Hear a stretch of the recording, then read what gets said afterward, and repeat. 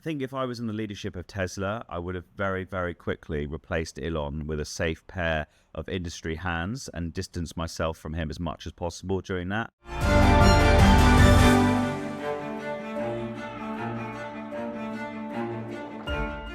Lawrence Campbell-Cook, a founder of Pavegen, thank you so much for joining the Tech Report. Hi, thanks so much for having me. It's good to get you on as an owner of a tech company and someone kind of diving into the AI world as we talk about the big stories happening for the week. And we have to start off with the fact that Bloomberg is reporting that SpaceX has told its investors that there is a risk factor with Elon Musk potentially returning to politics. We obviously know that Musk announced that he's launching his own independent third party, the America Party, but the fact that SpaceX is literally telling its investors that that SpaceX is that it's a risk factor for him to be returning to politics. What do you think that says about the company? Well, I think at the beginning, when Elon first got friendly with Trump, everyone was saying, well, this is amazing. They've made a Tesla advert with Donald Trump there. And everyone was thinking, this is magic. This is the PR guru in action. And then it flipped and everyone was debadging their Teslas. Teslas were getting caught on fire and it was a real disaster for the company. The share prices tanked. So I think we've seen how volatile it can be. You've got to play a very clever game if you're a leader working closely with government. I think, SpaceX definitely have a right to be very, very worried because Elon makes up his own rule book as he goes along. He's not worried about getting fired. He's not worried about his salary. He does what he wants in Elon's world. Whereas I think someone like myself would probably be a bit political and maybe I'd apologize to Donald Trump and say, well, it's probably best for the company to say, I'm sorry, let's make friends again, rather than posting all the stuff he did on X that just didn't do anyone a favor. Jensen Huang, the CEO of NVIDIA, he praised the work that Elon Musk has been doing for AI. He called him a superhuman.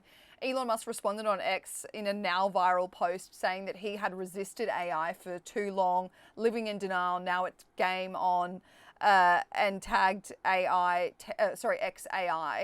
Tesla and SpaceX. Now, Elon Musk, he had a lot of public criticisms in the past about AI. He left the board of OpenAI in 2018. So what do you think has changed for Elon Musk to go from someone being so skeptical about the use of AI to now saying game on?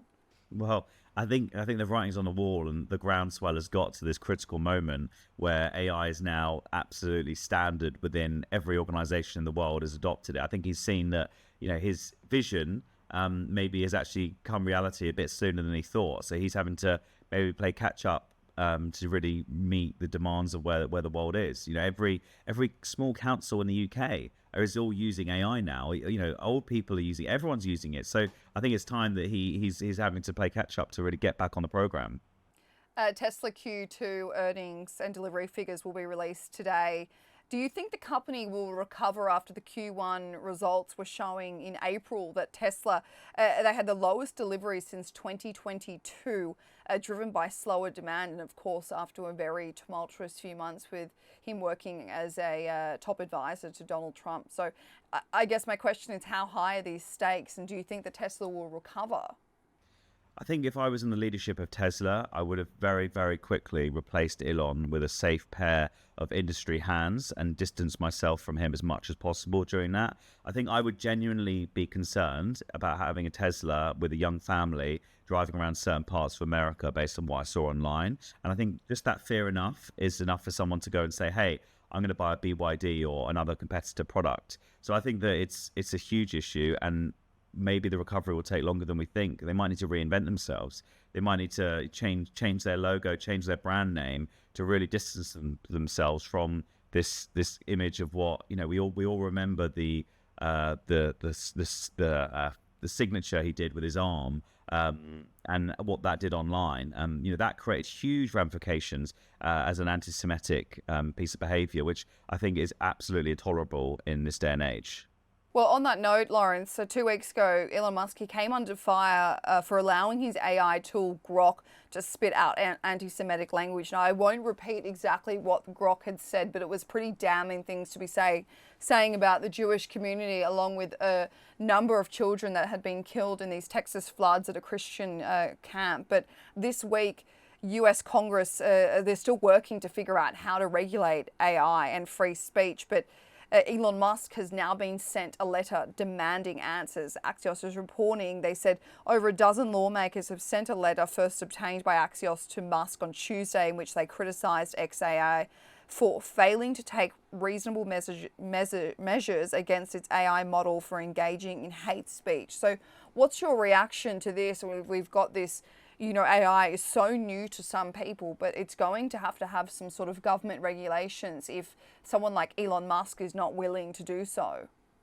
I wouldn't say this is all on X.AI. I think that every AI has got these issues because it's about who's building and who's coding it. Typically, there's a certain demographic who are doing the hardcore development work that doesn't reflect society. So building in things like unconscious bias is what happens when maybe a load of, and I'll generalize here, but when a load of tech bros who are in their 20s and 30s in Silicon Valley are coding, I know it's more than that, but they're still going to be very similar demographics. It's really easy for those unconscious bias to be built in. And I think we need ethics boards. We need to have really powerful governance around this because there's all these new questions now of who do we sue for this anti-Semitic behavior, or who crashed the Tesla in self-driving mode powered by AI? Who insures that risk, and whose fault is it? Is it the driver's fault, or is it Elon Musk's fault for doing the code in the first place? So it raises lots of questions, but it does put it forward that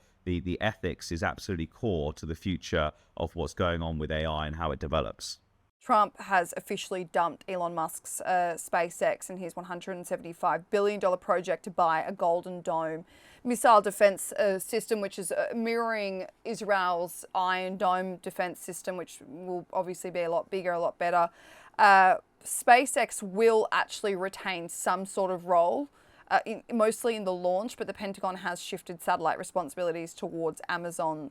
So the core satellite build will now be led by Jeff Bezos' company, and SpaceX will have a bit of a role just in terms of the launch process. So winning this government contract from Donald Trump, is it a huge win for Amazon to be in charge of building this Golden Dome for the White House?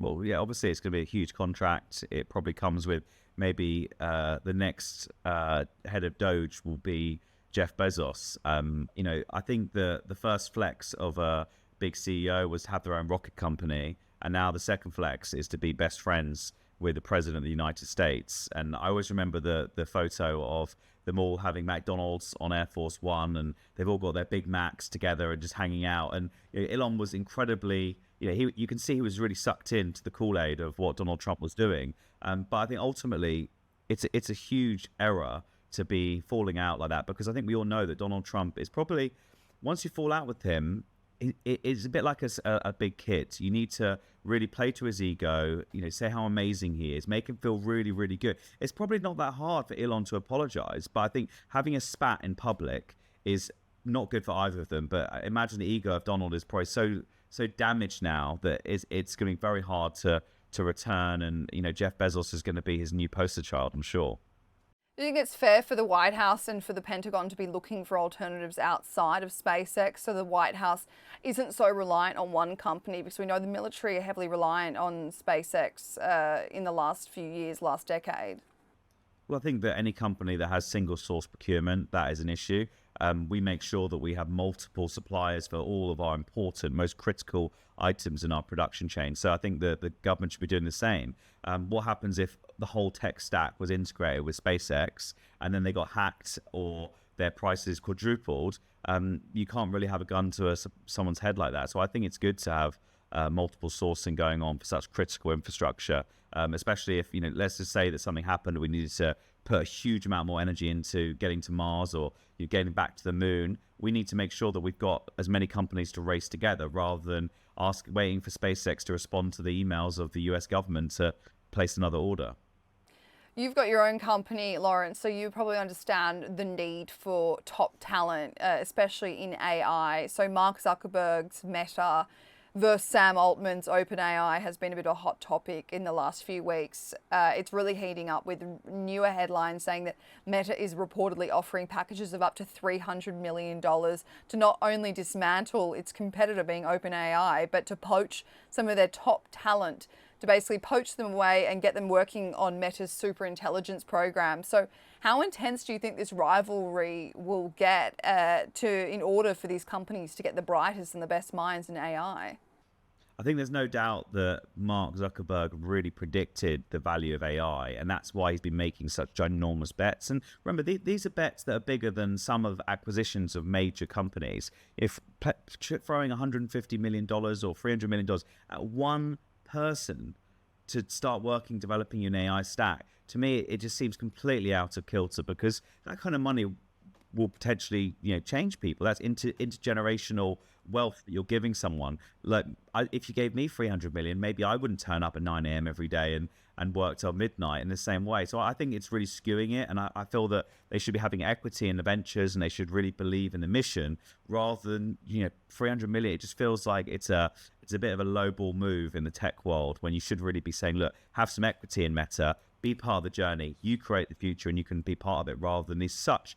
Because imagine what their partners and families are saying to them. They're probably saying, take that job right now. That's a lot of money. And even if they don't want to take it, they're probably being forced to because of the pressure from their families. I know that was enough to make a serious conversation around the dinner table. Which I think is the route that OpenAI is trying to say to their employees, that, be a part of the journey. We're doing something new. This is revolutionary. Whereas Meta is just throwing money to top talent, saying, no, come over here. But Lawrence, just on a more general sense, anxiety about AI taking over job markets is kind of running rife. The World Economic Forum projects that 92 million jobs will be lost in the next 5 years. From your standpoint, what do you think are the most vulnerable jobs? So look, there's no doubt that lots of jobs will be lost. That number is probably true. It could be double that number. A lot of the menial tasks, assembly, in retail and so forth, of course they will go. But this is just another industrial revolution. We've seen this before. There were people protesting around the people that used to fill whale fat in the streetlights to illuminate them at night. They were protesting, saying, how dare you bring electricity in, because I'm going to lose my job. Or in San Francisco, before the Golden Gate Bridge was created, the ferrymen were up in arms at the very opportunity for a bridge to be built, because they'd lose their money. Imagine if those things were still there. So I think if you look and apply that same rigor, we'll never need a retail assistant again. Maybe we'll never need a call center. I personally hate AI call centers, and I feel like a human is still going to be the only solution I'd like to deal with. But it will open up other jobs too. So there'll be prompt engineers, AI, as we were talking about, AI ethics and risk officers, digital human designers. There'll be lots and lots of other roles as well. And ultimately, society will be more efficient. So we need to welcome and fully embrace this huge shift that we're going to see, while supporting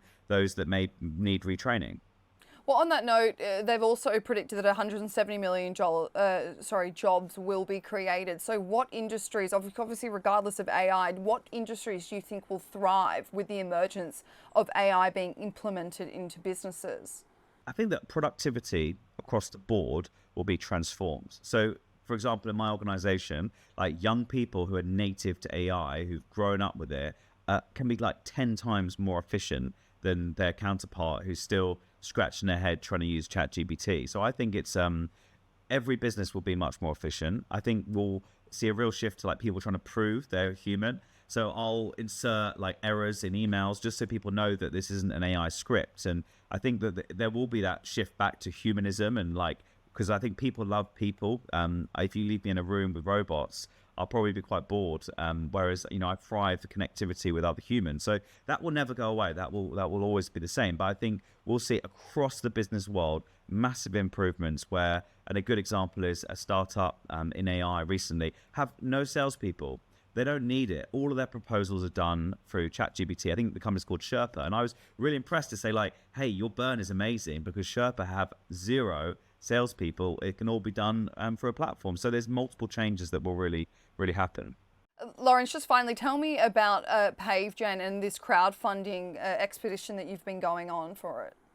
So yeah, Pavegen's a way to generate energy and data from people walking. As you walk on the floor, we convert your steps to electrical power, but we also generate rich insights and data. So for example, we're working on a way to understand how happy people are when they're walking, and then use it for advertising specific content to people. It's installed in favelas in Brazil, where we light up the favela using the energy of people playing soccer. and also outside the White House. And Donald Trump tried to rip it out, but we managed to keep it there. We've used Crowdcube, like a crowdfunding platform, and we recently launched it. We've just broken the £1 million mark with over almost 1,000 investors. And I guess this is a bit like AI, is that it's a completely new way of raising capital. It doesn't need a big VC and a huge office somewhere. It democratizes investment through the power of, people can get involved and join a journey. And how much money are you trying to raise through your crowdfunding? So this round in total will be around 2 million. We've got 7 days left, so we're really hopeful that this closes it out as near to that mark as we can get, and maybe exceeding it. Lawrence Campbell-Cook, thank you so much for joining the Tech Report today. Thank you.